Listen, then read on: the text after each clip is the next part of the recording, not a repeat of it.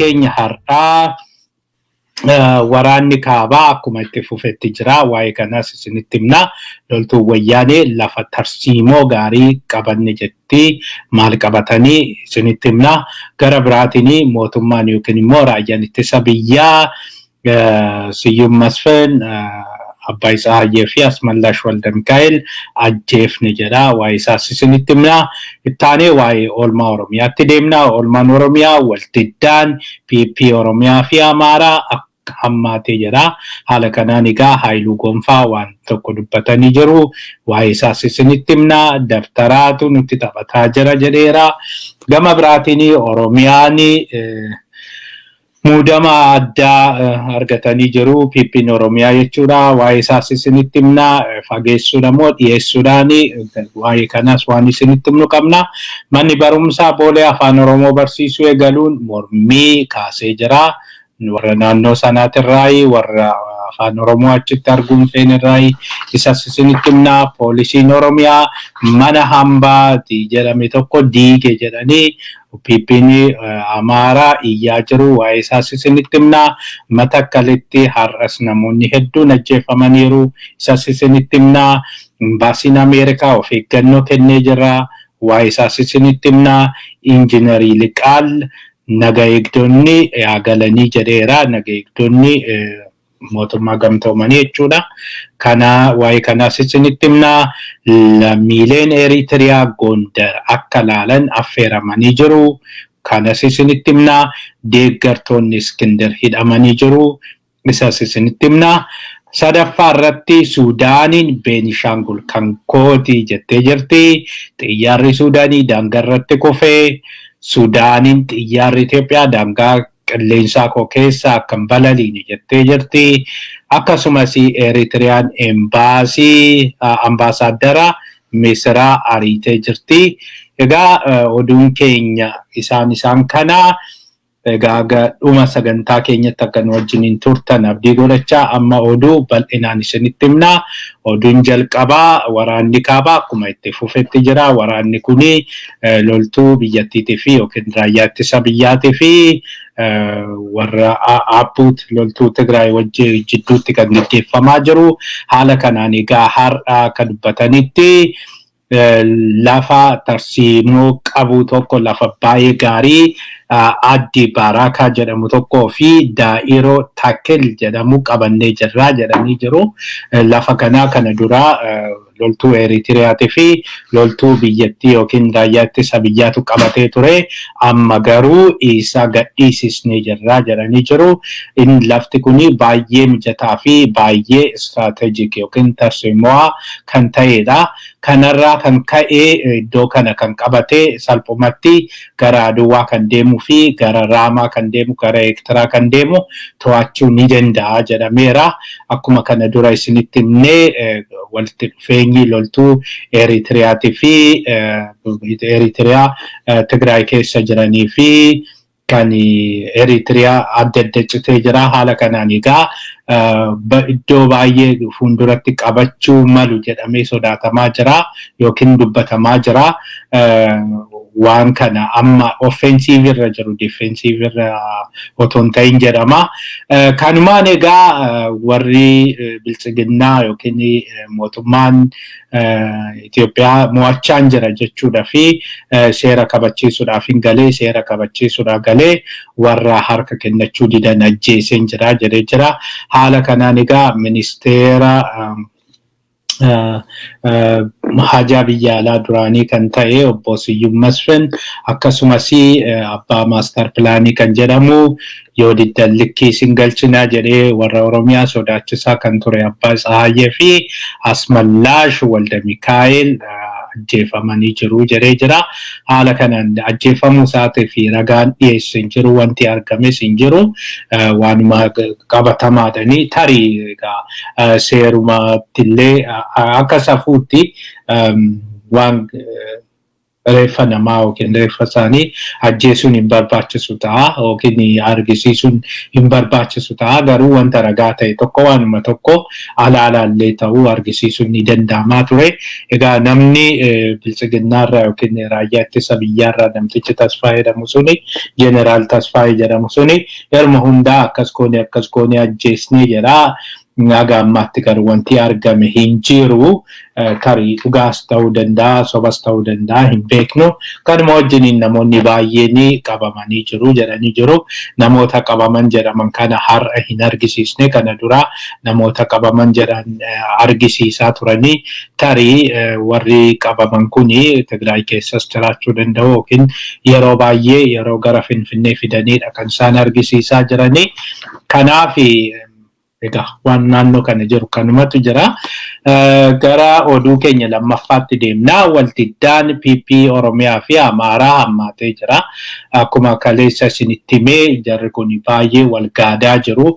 Iddoo baay'eetti tarii wanti sodaatamaa jiru walgahii irrattiyyuu wajjiniin taa'uu, wajjiniin haasa'uu, walgahii irrattiyyuu waliigalteedhaan walgahiin isaanii xumuramuu danda'a kan jedhamu sodaatu jira. Iddoo otoo walgahii waamamee baay'ee walgahii sana irratti marii malee yookiin waliigaltee malee bahuu danda'u jedhameera. Haaluma kanaan egaa har'a Jeneraal Haayiluu Gonfaa egaa kan akkuma beektan jeneraalichi dura kan wayyaanee ganee gara Eritiriyaatti deemee Eritiriyaadha ammoo biyya Siwiidin deemee biyya Siwiidin ture. Jeneraalli kuni karaa danda'een Oromoodhaaf hojjechaa ture. Namni kuni booddeerra jijjiiramni kuni dhufe jedhee kan galeedha. Amma dhugaa jiru dubbachaa jira karaa baay'eedhaanii Finfinneen kan Oromiyaati jechaadha. Ammas kan miidiyaa warraa irratti bahee Safii Miiddaar isa jedhamu irratti bahee waan tokko dubbateera. Kanaan egaa ibsaa qabachuudhaan alaamtuu nafni warri bilchiginnaa Amaaraa kuni durii jalqabee kan waraanu tokko goonni kan biraati kan himamu kan biraati jedha. Dhuguma seenanis yeroo tokko seenan dhugaan jiru seenan Alii Birraa seenan hiyyeessan qabu jedhe malee seenan akka jedhanitti yookiin akka mootiin Faransaay jedhetti Napoleon akka jedhetti seenaa jechuuni maalidha barreeffama miilaa mootiitti jedhee miti.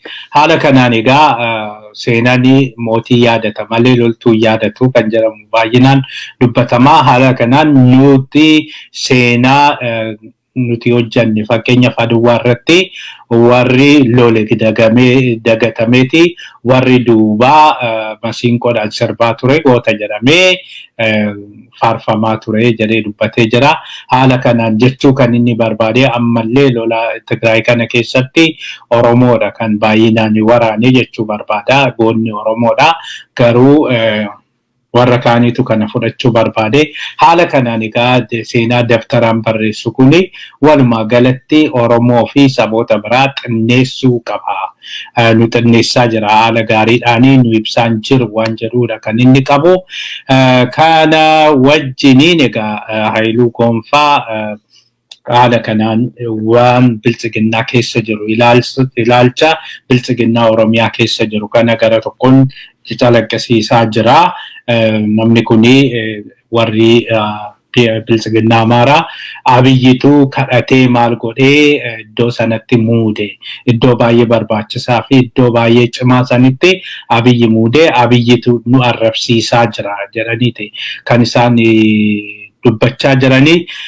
Gama biraatiin PP Oromiyaati muudamni kennamee jira. Hunduma caala PP Oromiyaa kanaaf kan muudamni kennamee. Muudama kanaan egaa nama 3 maal Oromiyaarraa ambaasaaddara ta'an jedhanii muudamanii jiru.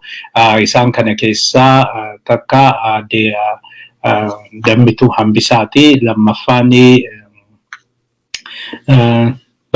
Leencoo Baatiiti. Isaan lamaan kun Leencoo Baatii kana dura gorsaa muummee ministeeraatti jedhameera. Namoonni baay'een gorsaa ta'ee iddoo guddaa otoo barbaadu ambaasaadara jedhanii achi ari'anii jedhanii jiru. Garuu gorsaa ta'ee achi jiraachuurraa ambaasaadara ta'ee hojjechuutu isaa gaarii fakkaata malee ambaasadarummaan wanta naa miti. Waan namni ambaasadara ta'e tokko nama kabaja qabuu fi nama waan iddoo gaarii kennaniif fakkaata malee iddoo yaaraan fakkaatu achitti gorsaadha jedhanii biiroo wayii keessa cufatee ooluun suni numaayyuu kabaja dhabsiisuudha. Haala kanaan garuu dhuguma waan biltsiginnaan jedhu kana ittamanii galeeti kan jedhus gaafidha. Gama biraatiin Dammituu Hambisaa hooggantuu biiroo muummee ministeeraati. Hooggantuu biiroo muummee ministeeraa taate achi kaasuun kuni Oromoo naannoo sana jiran hunduma isaaniiyyuu achi fageessudha jedhanii kan yaadan jiru. Walumaa galatti biltsiginnaan Amaaraa duula kana dura geggeessaniini Oromoo hedduu ministeera irraas kaasaniiru. Iddoo baay'eedhaas kaasanii jiru. Haaluma kanaan duula amma geggeeffame kanaani ishees achi kaasisanii.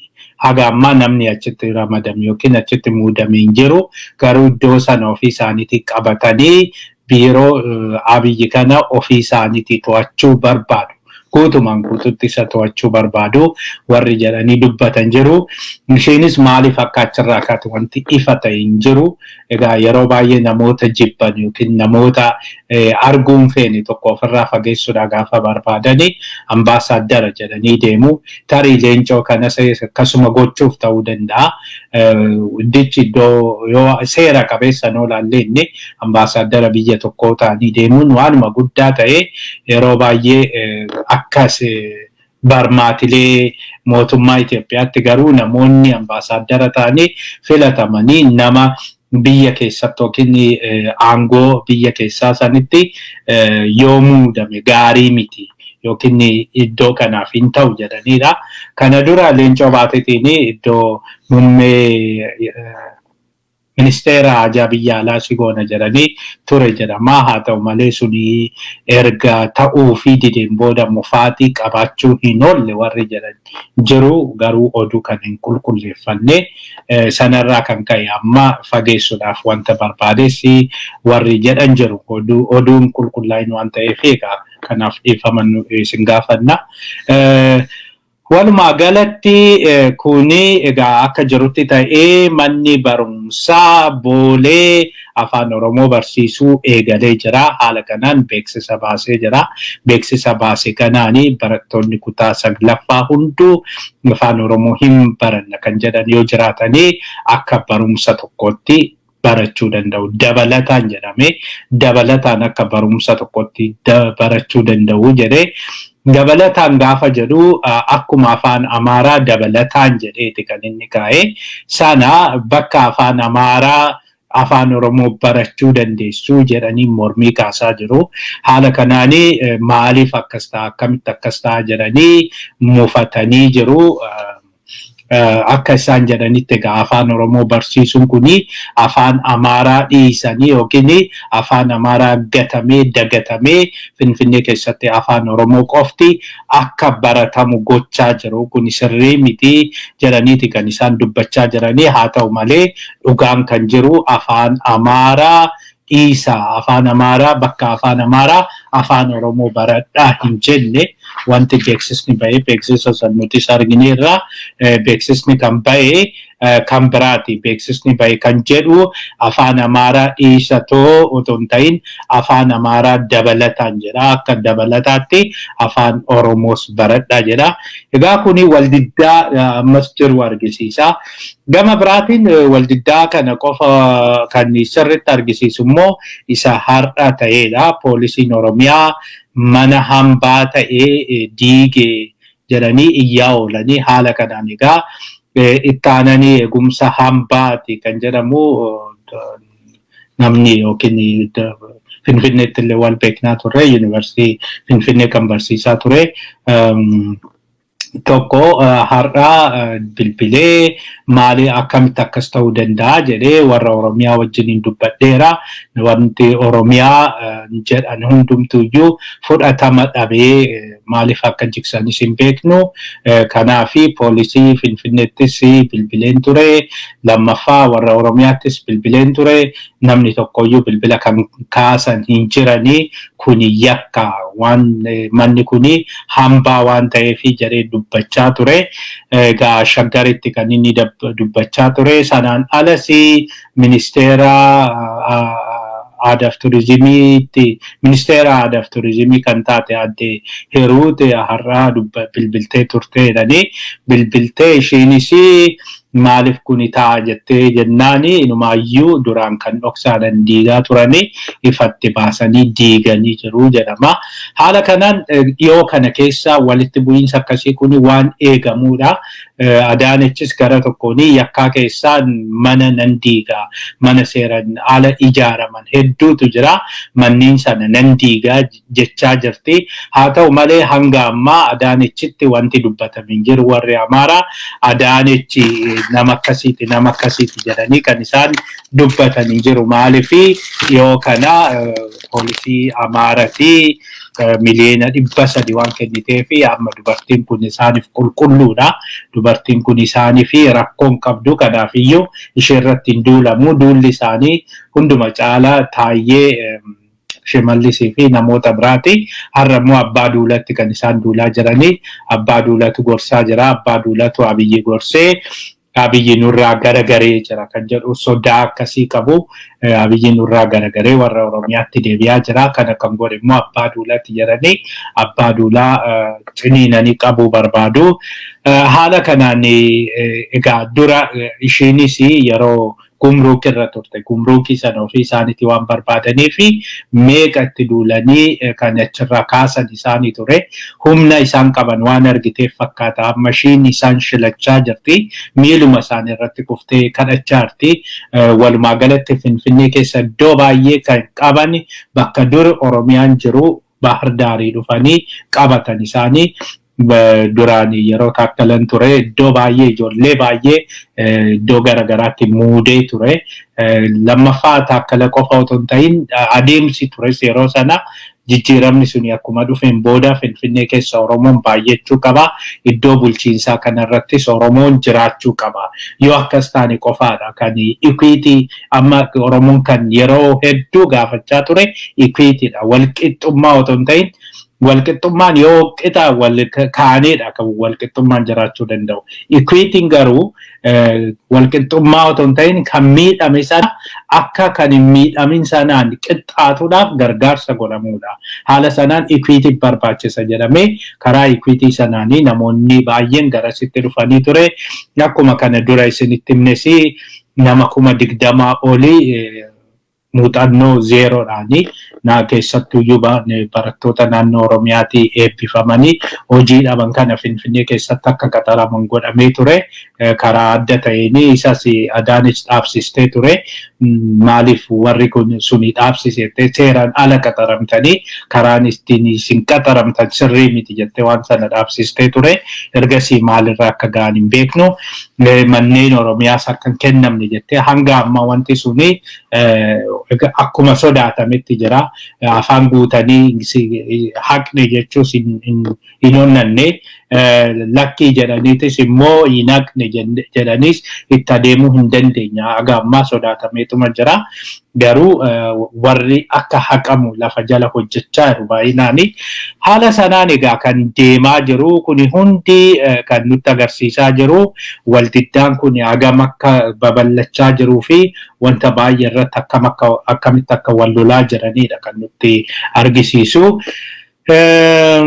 Gama biraatiin oduun itti aanu Matakkalitti har'as nama baay'ee ajjeefame akka jedhamutti nama 27 olitu har'as ajjeefame jedhameera. Matakkal egaa amma kan bultu Abiyyi to'ataa Abiyyi jalatti koreen hundaa'ee jira koreen suni namtichi Tasfaayee Beelchikee jedhame suni isatu hoogganaa achirraan Asraat Deeneroo jedhamu kunis jira walumaa galatti wantichi akka ilaalametti Abiyyi isaan to'atu malee wanta kana warri Oromiyaa Shimallis Abdiisaa fa'aa harka keessaa qabu jedhanii yaadu. Amma warri Amaaraa akka amanuu jalqabanitti shaniin dhiifama shanii jechuudha. Nuti akka warri kun tuffiidha jedhu ni miti. Nuti warra karaa kamiiniyyuu Oromoodhaaf qabsaaniif kabaja guddaa qabna. Karaa kamiiniyyuu Oromoon kamiiyyuu karaa kamiiniyyuu qabsaa'inuuf kabaja guddaa qabna. Hundumaaf iyyuu isaan akka jedhanitti shanee wajjiniin hojjeta jedhaniiti kan isaan hamachaa jiranii Shimallis Abdiisaa. Warri kunis warri Oromiyaas ABO harkatti kufanii jiru yookiin influensii ABO jalatti kufanii jiru. Kanaaf iyyuu jedhanii erguma tokko walumaa galatti kun egaa hanqina keessattuu yeroo sabboonummaan kun daangaa darbee sabboonummaan kun sabboonummaa ultra nationalism sadarkaa jennu sanirra gaafa ga'u walumaa galatti nama gargar baasuun hin danda'u. Jibbatti jijjiirama. Jibbatti gaafa jijjiiramu namuma hundaa jibba. Nama Oromoo jedhame hundu namni tokko isa miidhuu danda'a garuu namni hundumtuu yoo akka isa miidhe kan inni lakkaa'u. Fakkeenyaaf namni jibba akkasii qabu tokko intala Oromoo tokko Amaarri jaalatee isa diddee jennaani intalli Oromoo durbi Oromoo hunduuyyuu amala yaraa qabu. Kanaaf eenyuyyuu ka'oo arge kan inni gorsu intalli Oromoo yookiin durbi Oromoo akkasiidha jedhee kan inni ilaalu. Jibba akkasii waan qabuuf jechuudha. Yookiin immoo Oromoon tokko iddoo wayiitti yoo isa miidhee jire daldala wajjin hojjetanii fakkeenyaaf yoo isa miidhee jire Oromoon hundumtuyyuu akkasitti akka isa miidheedha. Kanaaf amma sadarkaan sabboonummaan Amaaraa irra jiru kuni sadarkaa jibbaan guutameedha. Sadarkaa baay'ee jibbaan guutamee jibba hamaa keessa galee kan mul'atudha. Haala kanaanii adda baasuu hin dandeenye isaan. Bilisiginnaa haa ta'u, warra bosona jiran haa ta'u, warra magaala keessa mormitoota haa ta'u, isaaniif hundi isaaniiyyuu tokkuma. Homaa garaagarummaan qaban. Yaada dhaaba keessa jirra jedhu malee jedhu. Haala kanaan isaan kan jedhan amma ABO'nis haa ta'u, bilisiginnaan Oromiyaa keessa jiranis haa ta'u, wayyaaniin rukutamtes haa ta'u, ilaalchi isaanii tokkuma. Wayyaaniin qaama rukutamteerti, yaadni isaanii garuu warra Oromiyaa keessa jira. Yaada kana kan barbadeessuu dandeenyu akkuma Oromiyaa wayyaanitti duulle kana Oromiyaattis duuluu qabnaa jedhaniiti kan isaan yaadaa jiranii. Haala kanaan akka isaan barbaadanitti gara yoo wanti kun itti fufee jire tarii Suudaaniin yoo yeroo kennitee fi lolli Suudaanii kun geggeeffamuu baate gara Wallaggaatti ofii isaaniitiin duuluu barbaadu. Gara Beenishaangul kanatti duulanii gara Beenishaanguliin gaaloltuu qaban hundumaayyuu Beenishaangul mootummaa federaalaa nuu dhaabuu hin dandeenye, nageenya keenya eeguu hin dandeenye jedhanii achi keessa erga galaniin booda achirraanii gara Wallaggaatti ce'anii namoota miidhuu akka barbaadanidha. Wanti keessaa dudubbatamaa jiru.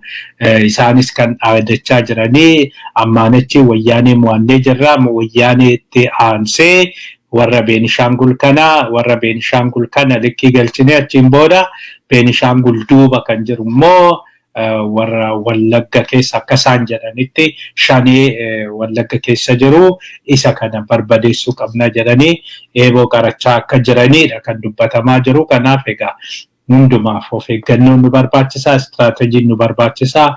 Warri kun akkasiin godhu yoo ta'e akkam godhamuu qaba kan jedhamu ammumarraa Oromoon itti yaaduu qaba.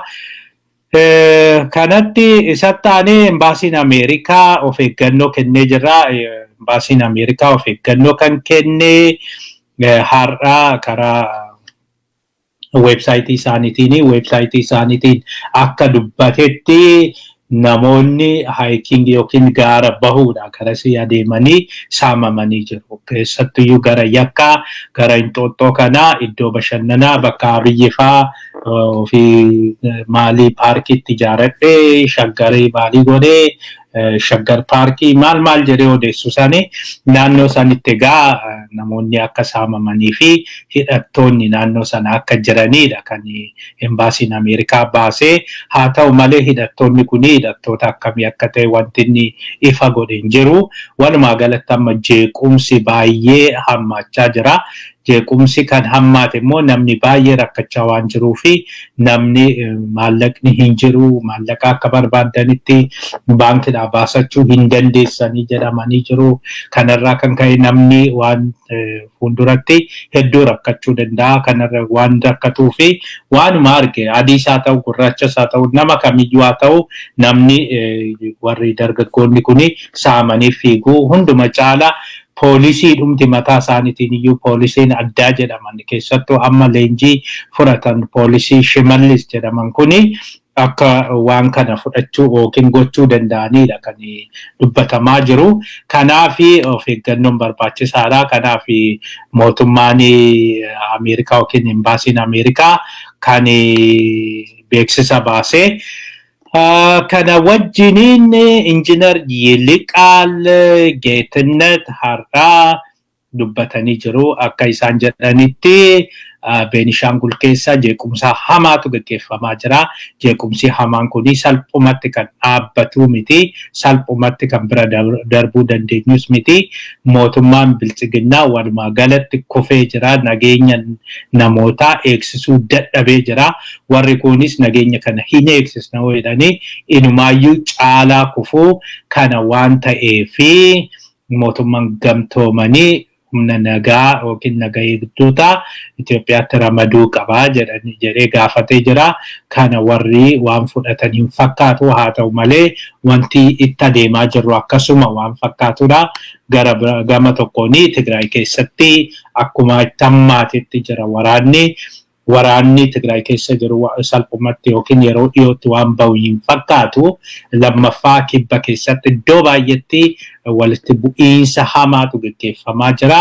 Walitti bu'iinsi hamaan kuni salphumatti ammallee kan deebi'uu miti. Kan Beenishaangulis hundumtiyyuu waan argaa jirtanidha. Kan Beenishaangulis salphumatti waan deebi'uu miti. Guyyaa guyyaan namoonni ajjeefamaa jiru. Naannoo Oromiyaa keessas waraanni iddoo baay'eetti itti fufee jira.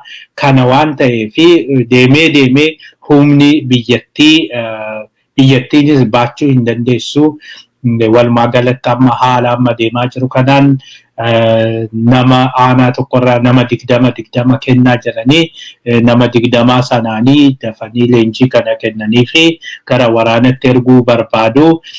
Kuni loltuun biyyattii kun garmalee akka baay'atu godhaa. Biyyattiin diinagdeen ishii qofti gara waraanatti akka deemu godhaa. Sanirraan waraanatti gaafa deemu waan baay'atu hafa jechuun institutionichi mataa isaatiin jigeera. Namni gurguddaan keessa jiranii namni gurguddaan keessaa ba'eera. Warri duraan muuxannoo gaarii qabanii fi namni sila achitti bu'aa guddaa buusuu danda'a warri jedhaman hedduun keessaa ba'anii jiru. Kuni walumaa galatti institutioniin yookiin dhaabbanni nageenyaa kun kan walumaa galatti kan nageenyati militariin nagaan qabu walqoodiinsa jira. Sanirraan kukkufee jira. Iddoo baay'eetti miidhaa guddaan irra ga'ee jira. Gama tikaatiin yoo fudhannee jenne eenyu Tamasgen Xaruunaa erga achi galeen booda mammarqee hojii malee ta'aa jira. Innis gama poolisiitiinis poolisiin hedduun waan garaagaraatiin qabamanii egaa kuni Tigraayitti ergamanii kun iddoo garagaraatti ergamanii humni hedduu faffaca'ee jira. Kanaaf yeroo dhiyoo keessatti yoo fincilli qeerroo ka'ee fincilli qeerroo hin ka'a jedhameeti immoo kan yaadamu. Fincilli qeerroo ka'ee jennaani biyyattiin yeroo tokkotti blow up ta'uun ishiin oolu yookiin yeroo tokkotti dhoowuun ishiin oolu. Haala kanaan gaafa sana ta'u jechuun walitti bu'iinsa hamaatu uumamuu danda'a jedhameeti kan yaadamu. Haala amma jiru kanaan qeerroon ka'ee qeerroon iddoo hundatti hiriira bahee sana booda akkuma duraa sana qabsoo isaatti hin deebi'a taananii tokko humni poolisiin mataa isaaniitiin mufaatii qabu. Lammaffaa qeerroo wajjiniin hiriiruu danda'u. Yooma hiriiruu baatanillee iddoo hundatti akka durii sana faca'anii to'achuu dhiisuu ni danda'u. Warri bosona jiran humna guddaa qabu. Isaan eeguunis eegumsa guddaadha. Naannoo Tigraay keessa wanti jiru waan salphaatti deebi'uu miti. Loltuun biyyattii deebi'uu hin danda'u. Kanaani Beenishaangul keessas akkasumatti itti fufaa walitti bu'iinsi Sumaalee fi Affaar akkasitti itti fufee kibba keessa akkasitti dhufeenyaan biyyattiin salphumatti diigamuutti deemti. Diigamuu qofa otoo hin ta'in nageenyi gaafa sana akkamitti eegamuu danda'a? Nageenya amma hunda caala kan yaaddoo uume nageenyi kun akkamitti eegamuu danda'a kan jedhudha. Yoo diigamuun karaa nagaatiin gargar ba'u waanuma jirudha. Karaa warri Tigraay deebi'anii waan dhufaniin fakkaatu ammaan achi abdiin Tigraay dhuguma amananii uummanni Tigraay amanee bilchiginnaa amanee deebi'ee makama kan jedhamu jiru. Isa gochuudhaaf yoo mootummaan ce'umsaa hundaa'ee isaanis warri amma ajjeefaman maalii jedhaman kun hooggantoonni kun gadhiifamanii mariitti gaggeeffaman malee karaa kamiiniyyuu deebi'uu hin danda'u. Suni garuu ammatti waan fakkaatu miti. Akka jarri kun warri du'e egaa homaa gochuun hin danda'amu. Warri jiran kun seeratti deebi'anii yookiin bahanii wayyaanee akka dhaabatti ilaalanii akka dhaabatti lakkaa'anii achiin booda wajjiniin mari'anna kan jedhamu kun abdiin hin jiru. Parsantii tokko gadiidha waan akkasiisuun amma haala jiruuni. Parsantii takkitti isaanitti iyyuu fayyadamanii warra hidhaa jiru baasanii kan Oromootis haa ta'u kan saba biraa hundumaa baasanii achiin booda mootummaa ce'umsaa yoo hundeessanii tarii biyyattii kufaatirraa hambisuu ni danda'ama ta'a. Biyyattiin kufaatirraa haftee dandamattee fuulduratti deemuu ni dandeessi ta'a. Sana ta'uu baannaan garuu biyyattiin haala hamaatti deemaa jirti. Akkuma isiniin jedhee waan baay'eetu kan biyyattii kana jeeqaa jiru. Institutioniin qaamni yookiin warri qaamni nageenyaa kuni nageenya eegsisuu hin danda'u. Nageenyis biyyattii sana keessatti uumamuu hin danda'u. Egaa kanuma wajjiniin waan nama ajaa'ibu lammiileen Eritiriyaa Gondar dhufanii akka daawwatanii affeeramanii jiru. Kana kan affeeree bulchaa yookiin kantiibaa magaala Gondarii. Kantiibaan magaala Gondarii Ortodoksiin Eritiriyaa biyya isaaniitii Itoophiyaanii dhufanii yeroo taabonni 44 bahu taabota 44 kanan wajjiniin baasanii ilaalanii iddoo garaagaraa akka daawwatanii jedhanii affeeraa jiru. Dubbiin kun egaa diinni diina kootii fira kootiidha. Hanga ammaa beekamtummaa kan hin kennin beekamtummaa dhoorkatanii walumaa galatti Eritiriyaa jechuun biyya otoo hin ta'in qaama keenya wayyaaneetu nurraa fudhate malee wayyaaneetu nurraa hambise wayyaaneetu humnaan kutee nurraa hambise malee Eritiriyaa jechuun biyya of dandeesse miti. Asabis keenya jedhanii warra lallabaa turanidha. Haa ta'u malee amma Oromiyaan keessattuu mootummaan naannoo Oromiyaa fi Oromoon mataa isaatiin biyyoota yookiin uummattoota naannoo wajjiniin walitti dhufeenya gaarii godhachuun isaa keessattuu iyyuu warra kibbaa wajjiniin, Sumaalee wajjiniin, Affaar wajjiniin nageenya qabaachuun isaa biyyoota garaagaraa wajjiniinis keessattuu iyyuu gara kibbaatiin Keeniyaa wajjiniin nagaa ta'uun isaa dhiibbaa guddaa itti uumee jira, sodaa guddaa itti uumee jira. Sanirraanii Tigraayin wajjiniin weerartanii Tigraay diina keenya wayyaaniin diina keenya nu wajjiniin waan qoffistanii fi isinii akka lammii keenyatti isin laallaa jechuudhanii gara Gondaritti affeeraa jiru. Kana jechuun egaa yoo fageessinee ilaalle warri kaabaa kun Tigraay achi keessatti cuunfanii Tigraay keessaa immoo namoota muraasa wayii ofitti qabanii kan isaanii ergaman ofitti qabanii kaabni kun walitti dhufanii tokko ta'anii ijaaramuu barbaadu fakkaata. Warri adeemsa akkasii kana qaban jiru. Gama biraatiin immoo gara kibbaatiin Oromiyaa fi warri kibbaa kunis wal qabatanii deemutu jira fakkaata.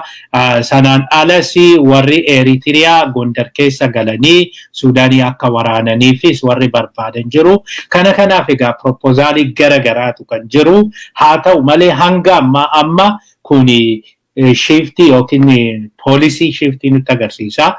Yookiin himaammatni jijjiiramuu isaa nutti agarsiisa. Kana dura yommuu Isaayyaas biyyattii sana yeroo 10 ol dhufee jira Isaayyaas. Yeroo 10 ol gaafa dhufu bilchiginnaan Amaaraa gaaf tokko Isaayyaas biratti argaman hin beekan. Isaayyaas simatan hin beekan.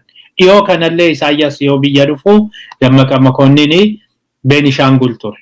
Dhimma kana Beenishaangul jiraatanii Beenishaangul Amaarri Beenishaangul jiraatu qawwee yaa hidhatu jireeti isaan qawwee hidhadhaa jiree qawwee hidhachiisaa ture malee isaan wajjiniin Eritiriyaa wajjiniin wanti ni dubbate Eritiriyaa wajjiniin wanti godhame tokkoyyuu hin jiru. Kana jechuun amma himaammanni jijjiiramaa jira jechuudha. Amma shifti jira jechuudha. Poolisii shifti jira jechuudha. Poolisii shiftiin kun maalirraa dhufe? Maal circumstance security circumstance akkamii keessa jirra? Maal karoorfataniiti? Maal fedhaniiti? Warri kuni warra duraanii seeraan ala diina keenya wayyaanii wajjiniin wayyaanii kan isaan jibbanii fi Amaara cabsanidha. Eritiriyaanis wajjumaan cabsite yeroo san miti Eritiriyaa Isaayyaas mataa isaatiin mata Amaaraa kana wajjin jiraachuu miti wajjin kadhachuun hin danda'amu nama jedheedha. Nama akkas isaan hin jedhe kana maaltu har'a jijjiirsisee maaltu har'a yeroo tokkotti himaammata kana jijjiirsisee koottaa Gondarii gaafa ximqataa saneen ulaalaa ximqata wajjiniin kabajannaa jechisiise kan jedhu suni gaafii guddaadha. Egaa gaafii kana walumaan ilaallee deebisna fuulduratti boruuf iftaan iyyuu waan arginu ta'a wanti tokko wanti deemaa jiran jiru. Kanaaf isaanis duuba isaa qoranneeti nuti isinitti himna. Egaa oduun keenya ittaanu deeggartoonni Iskindar Naggaa hidhamanii jiru jedhama. Har'a Iskindar Naggaa mana murtiitti dhiyaatee jira. Iskindar Naggaa mana murtiitti har'a kan dhiyaate dhaddacha cabsataa jedhamuuni wanta biyyattii keessatti karaa haqaa yookiin mana murtii kanaan deddeemaa jiru nuuf galaa hin jiru. Akkuma kaleessa argitanii durii kan yeroo Jawaarfaa argamanii baay'ee cufamee waan hundumtuyyuu cuccufamee jiru. Kaleessa dhaddachi mataa isaatiin banaa ture. Lammaffaa himata tokko irraa hambisanii jiru. Gama biraatiin Iskindar ji'a sadimoo maaliif yeroo dheeraadhaaf erga beellamanii booda isa as butanii beellamanii ture. Isuma as butan kanarratti immoo har'a cabsata jedhaniiti kan isaan waamanii cabsata jedhanii waamanii har'a mana murtii sanitti dhiyaatee wanta guddaanis wanti ta'e hin jiru. Haa ta'u malee beellama kenname har'asi himata irratti waan tokko erga jedhaniin booda beellamatu kenname. Beellama sanirratti namoonni naannoo sana deeggartoonni Iskindar Naggaa mana murtii dhaqanii ture. Mana murtii jeequu yaalanii jiru jedhanii namoota muraasa hidhanii jiru. Namoonni hidhaman kunis Beenishaangulitti namni meeqatu ajjeefamaa jira. Asittis nama meeqatu ajjeefamaa jira. Kanaaf yoo nu hiitanis sakiriitii keenya fi gaariidhaayyuu malee wanti addaa wanti nutti dhufu hin jiru. Wanti addaa wanti nutti uumamu hin jiru. Kanaaf nuti hidhamuu baannee we don't care wanti nutti dhagahamu hin jiru. Hidhamuun keenya nuufi gaariidhaayyuu jedhanii dubbachaa turan jedhanii. Egaa kuni maal argisiisa? Tarii yeroo dhaddacha cabsataa sana waaman jedhanii numaayyuu waan hiikuu barbaadan fakkaatee ture. Namni tokkos Iskindar hiikamuu hin oolu cabsataan kan isaan waamanii otoo yeroon isaa otoo beellamni isaa hin gahin waamanii kanaafiyyuu tarii hiikuu ni danda'u kan jedhamu ture. Maaliif akka cabsata godhanis wanti beekame hin jiru.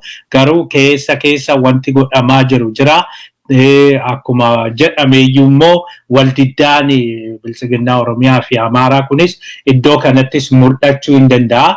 Mana murtii keessattis gara haqaa kanaanis mul'achuu ni danda'a. Warri kun sana jedha, warri kun kana jedha. Kana waan ta'eef fakkaata. Tarii namoonni tokko tokko immoo akka jedhanitti kaleessa Jawaar faa hin ba'u jedhaniiti cabsataan hatattamaan waamani. Isaanis kana cabsataan yoo Jawaar faa hin ba'u ta'e Iskindiris achitti hafuun qabu jedhanii kaleessa baasanii har'a Iskindir faas baasuuf ture kan jedhan jiru. Haa ta'u malee kaleessaas Jawaar faa hin baane, wabiidhaan hin baane, Iskindiris har'a hin baane. Numaayyuu deeggartoota Iskindir egaa dabalatanii hidhanii jiru. Haa ta'u malee deeggartoonni kun yeroo gabaabaa keessatti waan gadhiifaman fakkaata malee waan achi keessa turan hin fakkaatu. Maaliif wanti isaan balleessan jedhamee waanuma agas yakka jedhameetoo yeroo dheeraadhaaf achi isaan tursiisuu miti. Garuu akeeka fuulduraa nutti himuu danda'a. Qaamni hidhe kun eenyudha? Maal barbaada? Waan jedhu kana akkuma Oromiyaa sani Oromiyaa irratti gaafa dura jibbii jiru sana namoota callisanii hidhanii yeroo dheeraadhaaf mana hidhaa keessa tursiisaa turanii ji'a 3, ji'a 4, ji'a 5 akkasii mana hidhaa keessa tursiisaa turanii.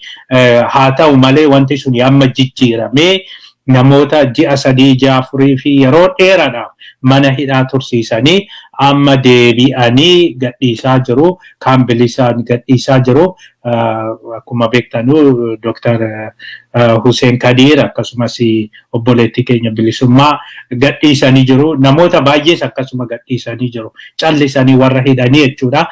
Kuni adeemsa jiru isinitti agarsiisa. Adeemsi jiru kuni maal fakkaataa jira? Maaltu ta'aa jira? Garamitti bubbisaa kan jiru kan jedhu nutti agarsiisa. Egaa kanaan Iskindir bira dabarree gara Suudaanitti deemnaa. Suudaaniin Beenishaangul kan kooti jettee jirti. Bravo jennaani, bravo Beenishaangul jennaani, egaa bravo Suudaan jennaani, kan biraa maal jennaa miti. Inumaayyuu isas miti. Beenishaangulii Matammaanis kan kooti jettee jirti. Matammaanii kana dura Yohaannis mootichi Yohaannis achirratti waan du'ee fi Miniliki Yohaannis asitti du'ee miti. Bakka mootiin keenya du'eetti akkamitti isinii kennina jedhee ofii isaatii fudhate jedhaniiti kan isaan dubbatanii.